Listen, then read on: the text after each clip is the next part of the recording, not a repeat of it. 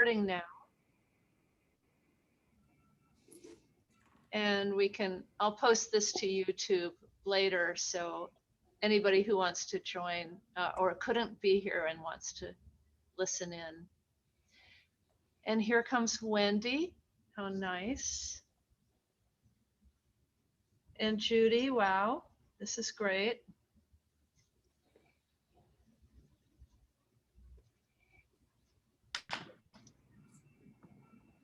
So everybody, welcome. I would like to just explain how Richard and Mary and I thought we should run this hour together.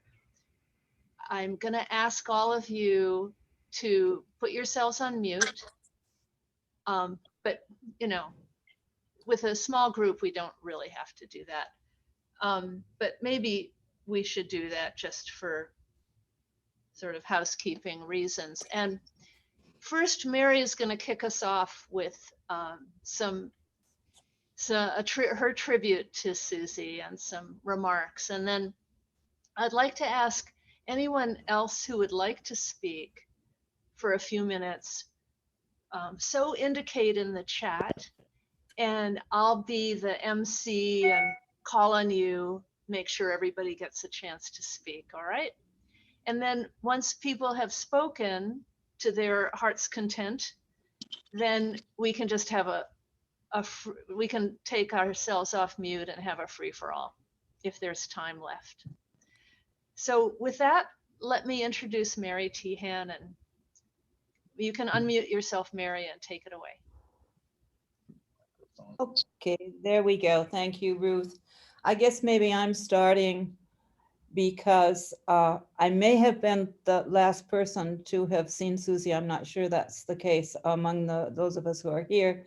And I certainly, among those of us who are here, am the one who discovered belatedly the very sad news that she had passed away. I was trying to get a hold of her on February 15th, which is her birthday, and figured out something was wrong. And found someone on her Facebook page that said, RIP, dear Suzy. And I thought, oh my God, I didn't know who that woman was, but I wrote to her and I asked what happened. And she said that she had passed away in the hospital about a month before that. Now, Ruth and I spoke to her because Ruth and I have this little salon going on Tuesday afternoons to get through the pandemic. And we always have one guest each time. And Suzy could never work her way around her Zoom on her phone or on her tablet. But we did call her on the phone just to get her voice. And she told us on December 8th that she was in the hospital and she had been in and out of the hospital for quite some time. Well, that's not unusual for Suzy because of all her back problems. But this wasn't a back problem, some sort of an infection, but she gave us the idea that she would soon be out and everything would be fine. So we didn't worry. And then about a month later, apparently it was, that she passed away, unfortunately. I met Suzy through the DMA annual and the Echoes, which I've always been very active in. And when I think of Suzy and the Echoes and the DMA, I just think of her tooling around the DMA annual, those huge convention centers, in her little cart, which she would use because of her mobility challenge. And she asked me, I'm from Buenos Aires, Argentina, so I'm far away. She asked me to present 3 years in a row, 2004, 2005, and 2006 campaigns that my agency had done and won the Echoes, and I presented that and got to know her there. And then Suzy had a habit, a very good one in DMA Annual, of inviting people to the Women of the World dinner. And that's, as a matter of fact, where I met Ruth, who has since become a very close friend. And so we would all get together. She'd find out what women were coming from all over the world. And I help her too on the international contingent. and we'd have dinner. And I met Ruth in San Diego, I think in 2009, and we've been friends since. So Suzy and I became friends, and I went and stayed with her in Chicago twice, and we went out to the theater, which she loved, and went out to eat and so forth. And she visited Buenos Aires once, and I took her to the Iguazu Falls, and she wasn't sure she could do it, but I said, yes, you can. And so I rolled her around along in a these wheelchairs that they give for people, and we actually saw the Iguazu Falls, and we went to a ranch which Ruth knows in the Ibarra marshlands, and we got to see all the alligators and the other local animals in that place. And so we had a great time there. And I visited her in Sarasota 6 times from 2007, from 2014 to 2020. The last time I was there was in March 2020, which was about 10 months before she passed away. That's why I say me, among us, I may have been the last to be with her. And what always impressed me about Suzy was, despite her tremendous physical challenges, she had more energy than anybody I know. She had a love of life and a love of friendship, and always getting parties and people together and so forth. And I used to think when I'd see her, I said, gee, I don't know if I had all these physical problems that I would have the same attitude and the same energy to get up and get around and so forth. So I respected her a lot for that. The last 2 times I was with her in Sarasota, she could no longer walk without a walker. And she could no longer drive her car, or at least she wasn't supposed to, because she was starting to suffer from macular degeneration and she couldn't see well. So she confessed to me that she would go and take her cats to the vet, which wasn't very far away, and she'd go to the pharmacy and she'd go to the supermarket and the gas station, but those were all very close. And so when I was there and we'd go out farther beyond that, I would have to drive. So ever since I learned that she's been gone, I asked Ruth, I said, is it normal? I keep thinking about her. And I don't know if I always used to think about her because so many things that we'd say and do would remind me of her. And I'm just more conscious of it now that I know that I'll never see her again. Or if I'm thinking about her now. But I'm very thankful that Ruth and Richard helped, and Ron also. We all decided to do this because she had her only sister died about 2 years before Suzy did. And she did have one nephew who lived in Florida on the other side of the state, but I don't have his contact data, so I have no way of getting a hold of him. So about the only way that I can participate in any sort of a tribute to Suzy is this one. And I thank everybody for being here.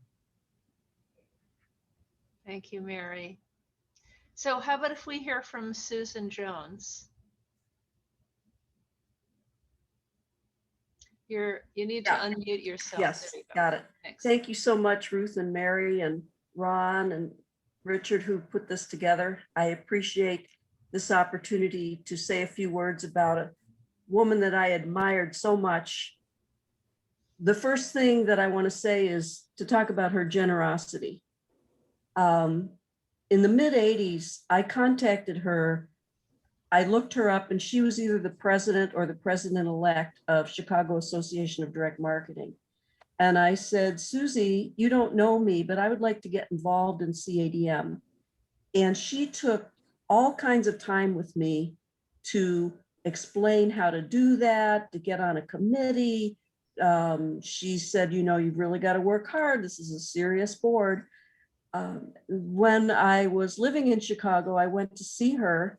And those of you who have driven in Chicago, the traffic is erratic, unpredictable. I had to call her from a gas station. This is pre-cell phones, and say, Suzy, I'm running like a half an hour late. She said, oh, don't worry about it. She was just so kind. The other thing that I wanted to talk about was her just fierce determination that direct marketing would be taught at Northwestern University. And those of you, you're all veterans, you know, we used to be up there with the polyester crowd. We were just the sleaze buckets, and Ad Age would poop on us all the time. And Suzy and Bob Marinello and some others worked with Don Schultz and others at Northwestern. And there we were, and there's Jim Carey still today at a very prestigious university.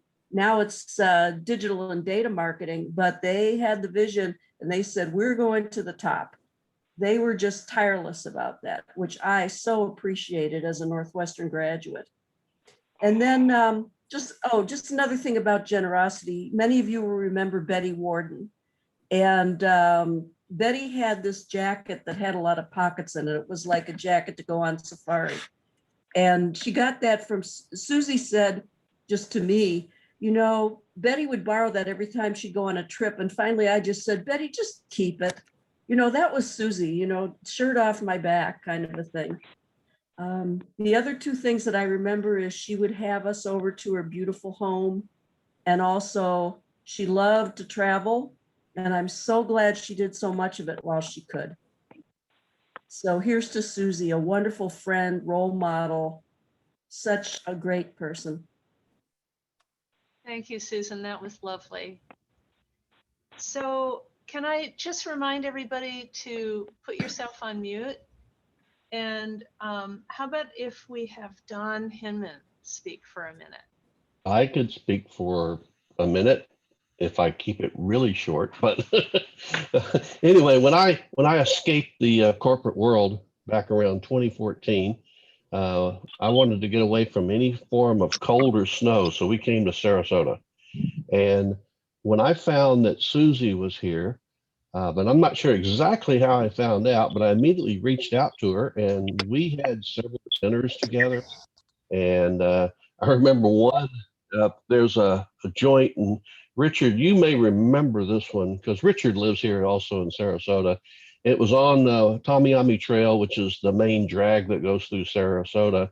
It was an upscale hamburger joint. They served hamburgers and mixed drinks. I remember that. And Suzy and I met there several times. We met at a restaurant called Libby's, which Richard knows all about. And she had a very good friend, James Johnson. Some of you probably know James. And he came and we had dinner with her and him one time. And so it was just great to get with her. And I learned some really interesting things. She got very involved in the Sarasota Newcomers Club. And I thought, well, if you're in a newcomers club, aren't you supposed to be a newcomer? And she was with that organization probably 4 or 5 years. And I said, well, you're not a newcomer anymore, but she just loved the camaraderie of getting to meet new people as they came into the area here. And for a while, we were trying to get together some of the folks that came out of the data marketing industry. And of course, since 2014, it's all changed, all sorts of names and organizations from the old DMA days. And we've got another person down here who knows her. It's Darcy Bevilacqua. Darcy is a snowbird. She comes down here every winter and lives probably about a mile from my house here. And I think she's probably maybe has headed back up to New York at this point. But it was just so great to see Suzy, to have great conversations with her, to be able to hear her stories about people she knew and how she had helped them in her careers, because that's what she did. She helped people in their careers. And I'm sure a lot of you have worked with her professionally as well as personally, and we will miss her. And Richard had let me know, he had sent me a note if I had heard about her passing, and I hadn't. And then he confirmed that maybe that was with Mary's help. So we're all going to miss her, and I'm sure we'll, I'm glad we had a chance, and thank you to Richard, Mary, and Ruth for allowing us to get together with one another and remember Suzy. Thank you, Don. That was very nice. And for any of you who came in a bit late, if you want to speak about Suzy, please mention it in the chat and you'll be sure to be given a chance. So how about if we go now to Richard Rosen, neighbor and friend. Thanks. This is really special to see all of our faces of dear colleagues. Judy Carpenter, a warm hello to you. It's been way too long. So in '82 was my first DMA conference. I was a product manager for a collectibles firm after grad school. And Judy and Suzy were partners back then in crime. And I met them at a booth being headhunters and stuff. And it all went from there.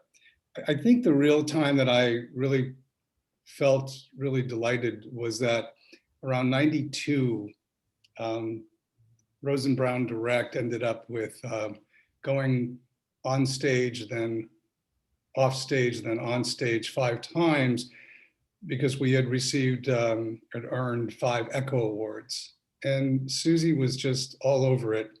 And I was, wow. We were just amazed all in one day. Who the heck is this agency out of Portland, Oregon, earning 5 Echo Awards for their clients?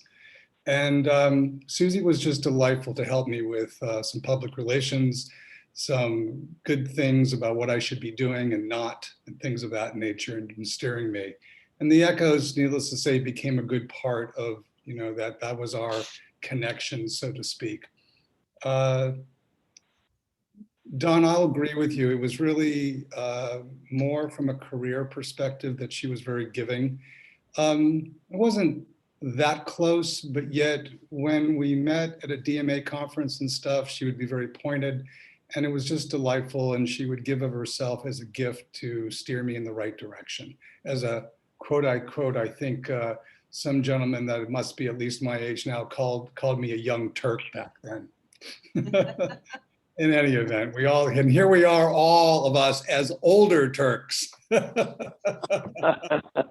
took over the industry and look what we did with it. Anyway, I would just like to say, as Mary and Ruth and I have spoken, this is very special, and may this be the first of acknowledging our colleagues as we go through time. Maybe I'm a miss, maybe I'm an endless romantic something, but the DMA has always been a tremendous family to me since the early 80s. And I would like to somehow find connection. I know Dawn and I had lunch the other day, and we talked about the connection of this withhold, of missing out, and of colleagues literally throughout the world. I mean, here we are. And anyway, so here's to Suzy, here's to acknowledging her dedication and her fortitude and passion to do nothing but what it seemed like really great things in life for a lot of us. And I'm glad we all showed here today. So thank you for all being here. Great. Thank you, Richard. So I think that's Mitch, isn't it? On the iPhone? It is. Hi, good to see you.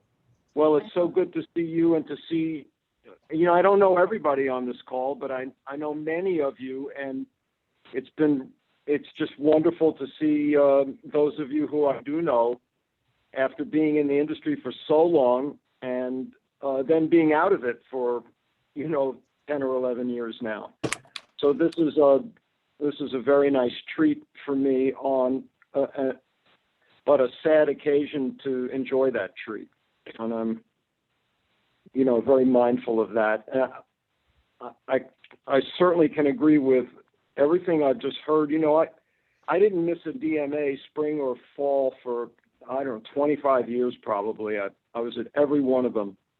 And I didn't know Suzy all that well, but I realized, since I've been thinking about her, since hearing about the sad news, that, I always made my way to her at every single conference, and, her effervescence and positivity and humor were just so supportive all the time.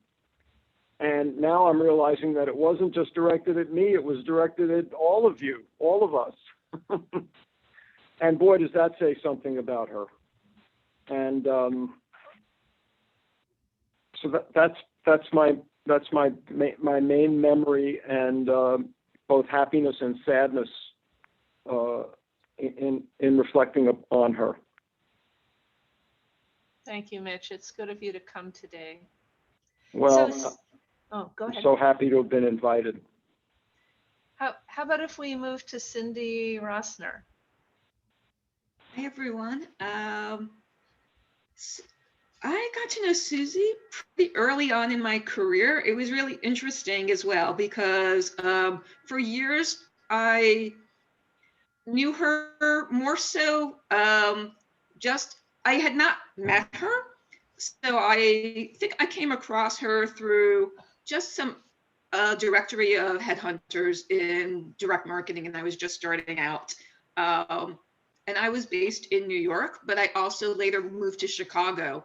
And one of the first people I had met was Suzy, and the circumstances was really interesting as well, because it was like an incredibly hot July day. I was just about to move. I think I was visiting. I wasn't quite back in Chicago yet. I've since moved back to New York, but it was like 100, almost 100 degrees. I come to her office sweating bullets. And the first thing she does is like, hey, Cindy, come on in. Here's my fridge. Take whatever you want and let's sit down. She had a real knack for getting to know people and the right opportunities fit and people just to introduce. She had a real curiosity about and love of just who people are, what makes them tick, and just a real quality in terms of how to connect. She actually introduced me to Judy as well. I believe she introduced me to Judy, also who has a similar, Judy Carpenter, who also has that, I know they've worked together and has that great knack of really fitting people to the right place. I did eventually move to Chicago, worked for the Bradford Exchange. She was one of the few folks who actually placed me elsewhere. I left the Bradford Exchange, and she realized like I was a bit of a maverick and a Turk, and introduced me to some folks to turn around a portfolio company of a venture capital group. So that was a big turning point as well. I subsequently, and when I went back to I left and went back to grad school, eventually went back to grad school in Chicago. But one of the things I also remember is no matter where, no matter what, Suzy would always like take my phone call and just bounce ideas as well, or just wanting to catch up. Someone who was just really interested in people. And I don't think she really realized the impact of just even small deeds, how that really touched others and made people feel welcome. And just, a small deed can really change folks' lives. So it was sad to hear of her passing. Thank you for setting this up. But I think, Jerry Bernhardt said it best in his comments, I think, was more of, the angels have recruited her, and she, was a true class act. So, that's, I guess, rest in peace, and she will be missed. So thanks for, thanks for putting this together, and thank her for all she's done and impacting all of us one way or another.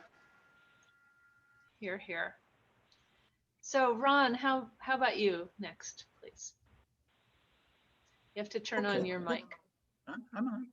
I think I'm on.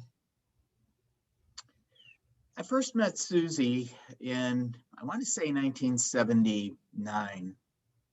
May have been at the end of 78, but who's counting? I was recruited by Suzy to take an agency job at Stone and Adler. Wow. And I went down to her office and met her. And she said, you're going to have to also go in and see my partner. At that time, her partner was Karen Gillick. And she said, you'll have to talk to Karen and a little bit, because Karen knows Stone and Adler pretty well. And I did. I visited with Karen.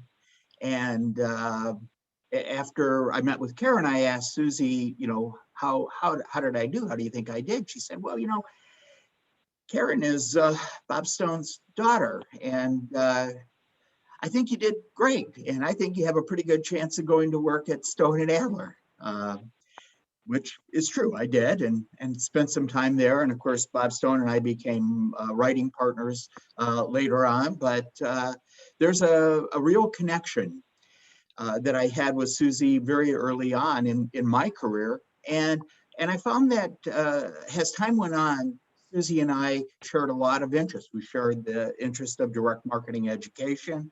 We shared the interest in CADM, and Suzy really was a joiner.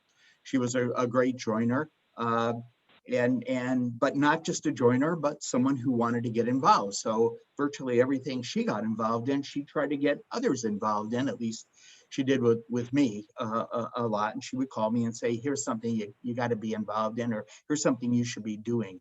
And I really appreciate that. I think I met Mary. I think I met you through Suzy.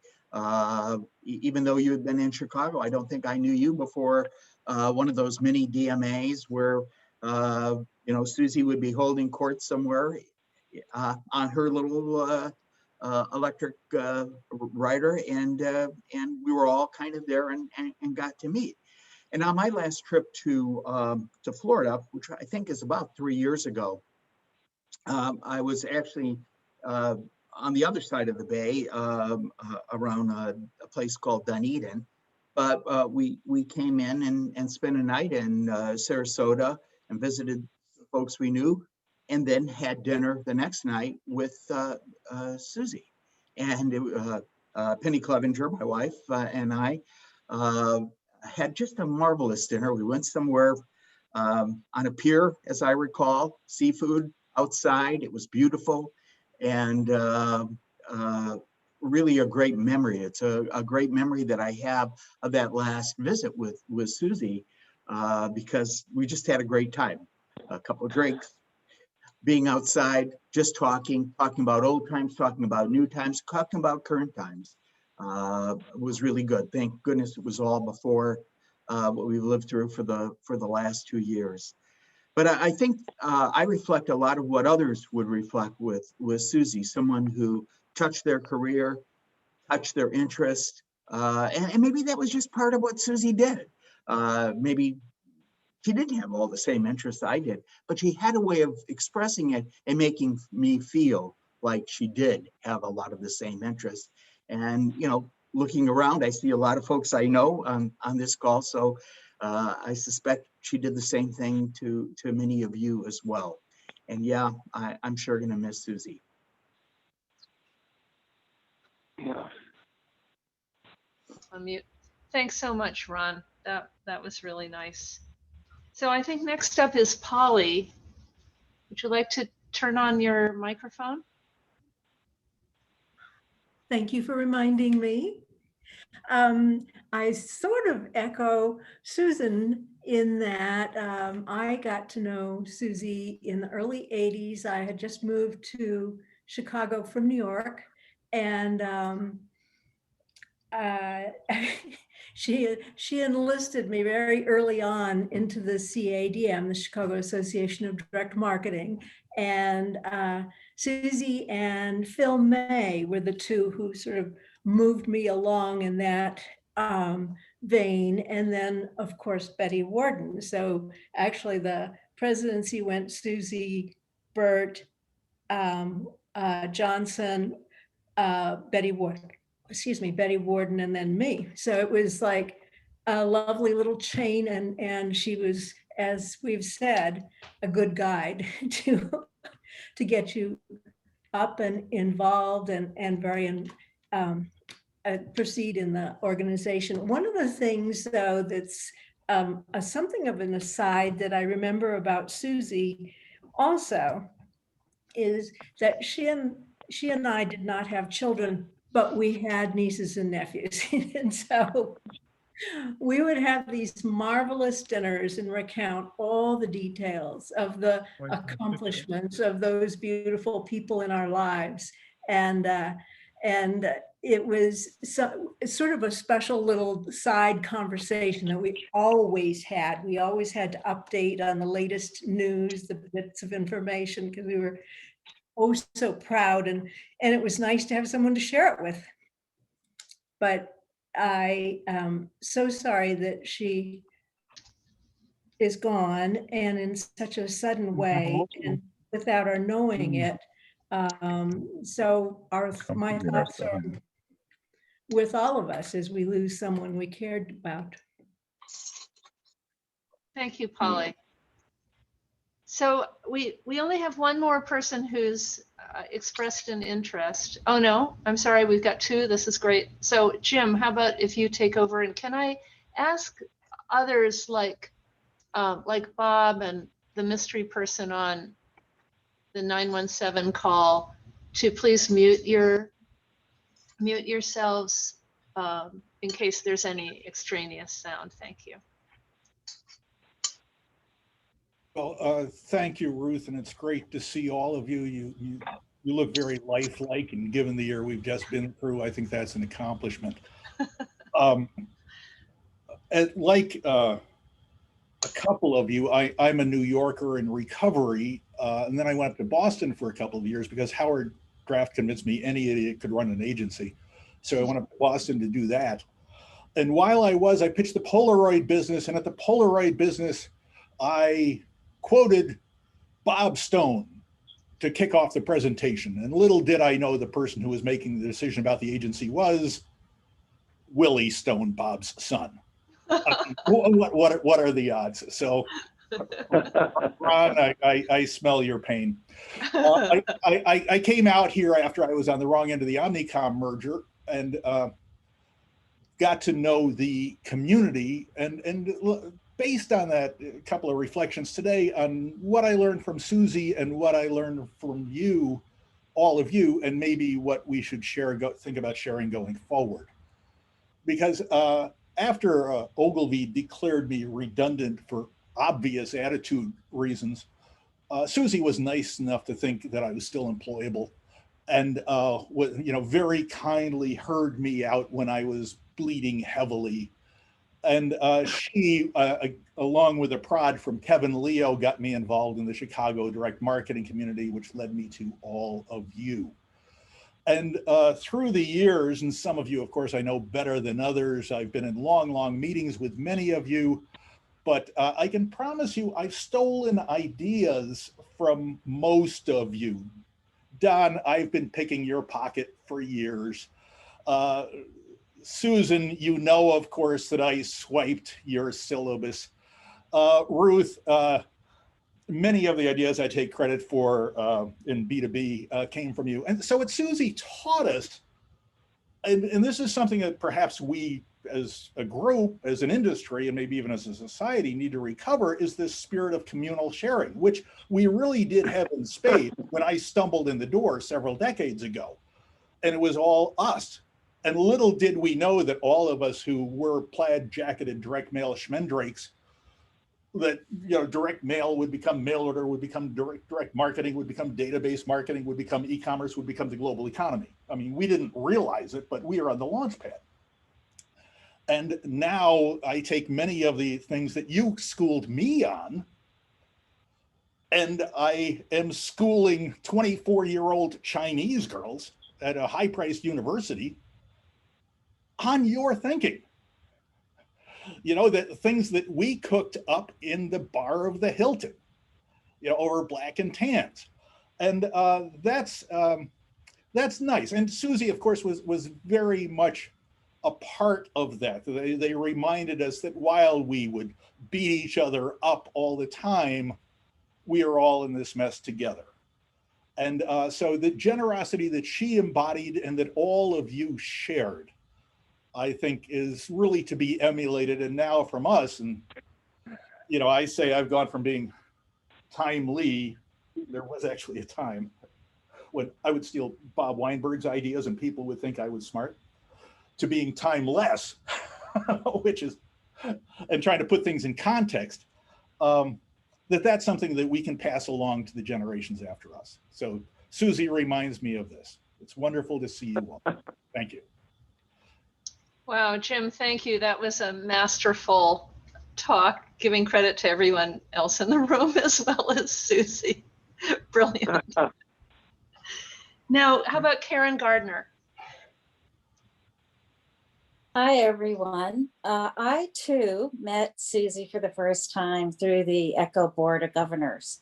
And I came along after Joan Anderson had been serving. And that's when I met Suzy. And that was my first go around with the ECHO Board of Governors. And Suzy, you know, immediately was just the most gracious person in the room. I mean, she welcomed everyone. I was a complete stranger and I wasn't an agency person. And, you know, I was kind of sort of by myself in many ways, but she always made me feel like, you know, I was an important part of that group. And over time, you know, I became more and more vocal and more active. And I give her credit for giving me the confidence to fully participate, you know, in a role that had a lot of responsibility and was also a lot of fun, as I know Chet would attest to. To me, Suzy was just about the most gracious and inclusive person that I had met professionally. Everybody was somebody to be valued. Everybody had something important to say. She had a very natural way about her. You know, you never felt like she was just trying to think of something to say just to keep the conversation going. She's just a people person in the best possible sense, I think. And over many years serving on the ECHO board, you know, we had some overlap and I had time with Suzy, and she was just a great person to know, to sit down and talk to. And she was really a blessing. So although she may no longer be with us in this realm, I think she lives very large in all of our memories, and we're truly grateful for having known her. Thank you, Karen. That was lovely. I'm thinking gracious, inclusive. That's been a theme this whole time together. Now, Chet, Bob, Andrea, Karen, any of you like to change your minds and say a few words? Chet, it's all yours.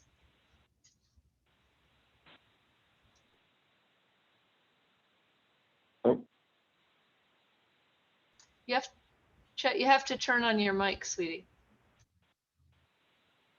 Thank you very much. I'm sorry, I got so excited. I had all my other mics turned on, but not the correct one.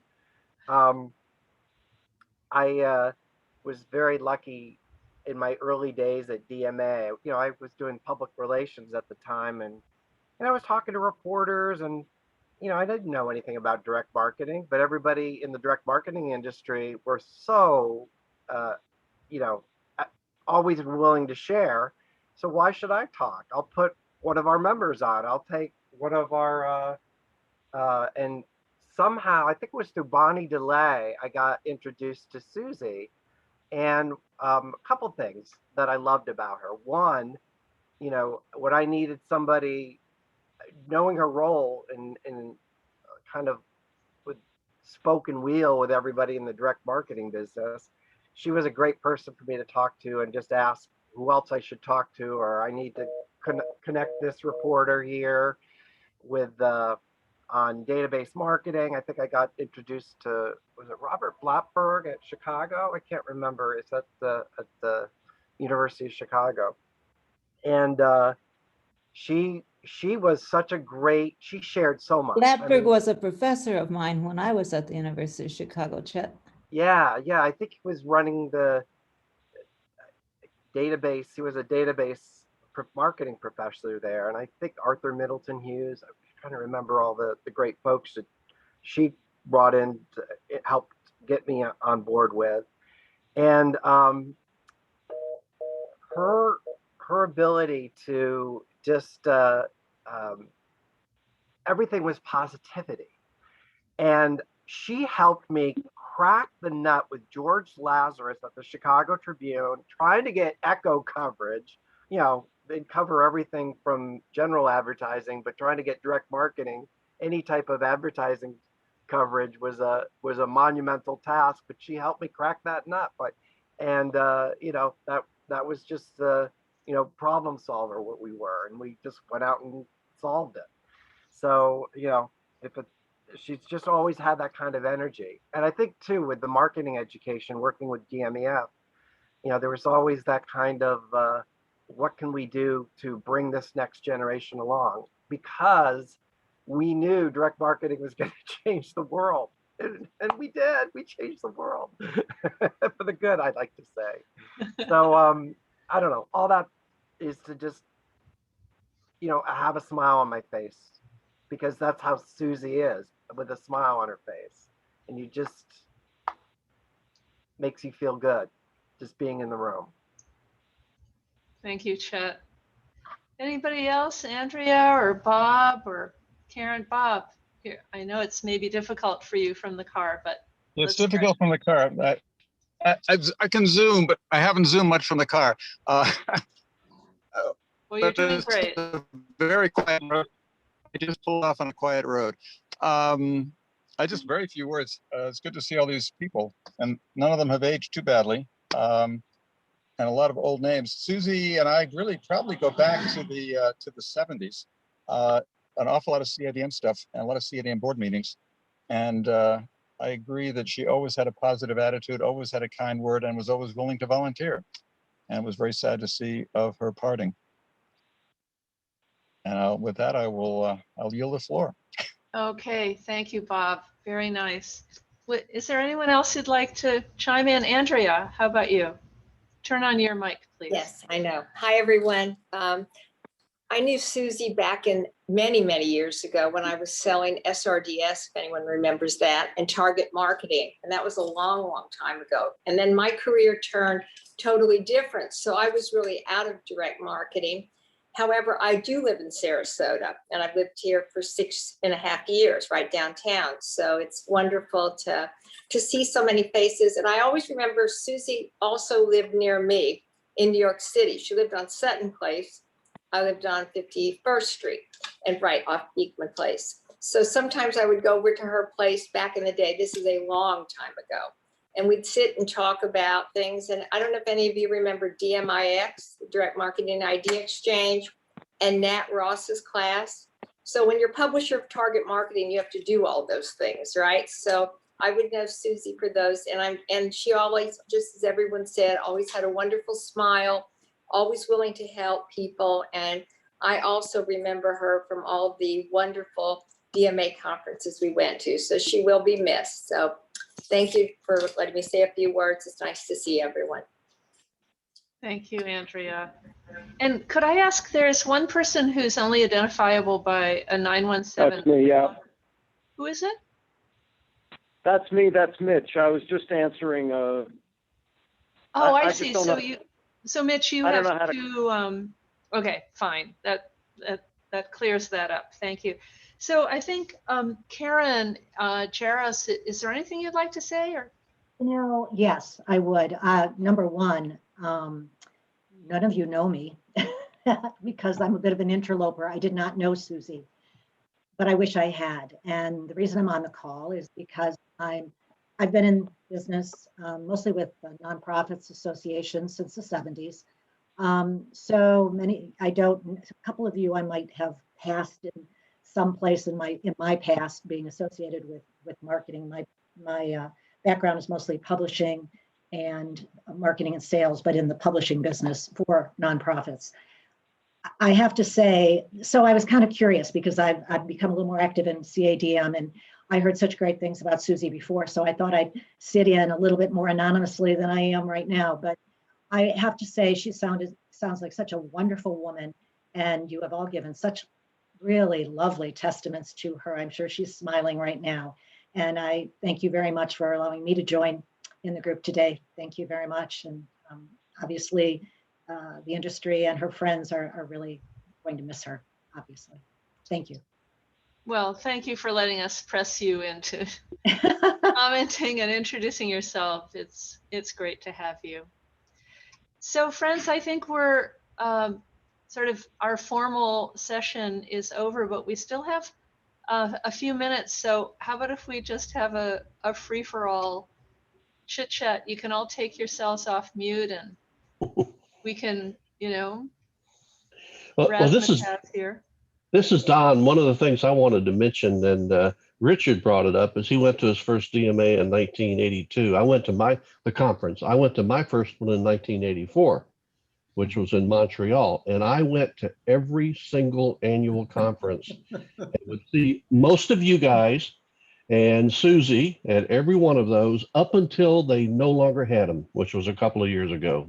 Once the ANA took over, it shut them down. But I would run into Chet, and we would do that. Matter of fact, I went to Richard Levy's wedding with Chet, and Chet was there. I was there. Oh, you were there too. You were there. That was great. But just getting Marriage that together. lasted about 6 months, right? Yeah, it did. It did. Exactly. As they do. And Good but Lord. just good seeing all of you guys, and to come together to honor somebody like Suzy is just phenomenal. I mean, I get goosebumps thinking about the relationships we all had and the commonness in knowing such a wonderful person like Suzy. Sure, here. Guys, I actually have a mini proposal, because I think the spirit of this has been community as well. I'm wondering whether we should do maybe a quarterly or semi-annual get together and just be able to talk shop or share, especially in these times, as well. If there's a 2-drink minimum, I'm in. Right. For you, it's a 4-drink minimum. Cindy, that's a great idea. I would encourage that. I'd like to do it quarterly, and we could invite others that are kind of related in the industry, because the DMA was such a focus of so many of our lives in bringing us together, and I'm not sure if that's been replaced by anything. It hasn't been. No, It hasn't Don, you're been. right. And I'm one of my missions right now is ANA is now owns what was left of DMA, and they really let, I think, a lot of the energy that kept our community glued together has gone. And no one's really filled that vacuum yet. And when I think of all the old DMA board members, and they're still making things happen. And thus on the ECHO committee or the ethics committee. Right, the ECHOs are still. Matter of fact, that's one of the things that I love with ANA's affiliation now running the ECHOs. We have a chance to reach out to.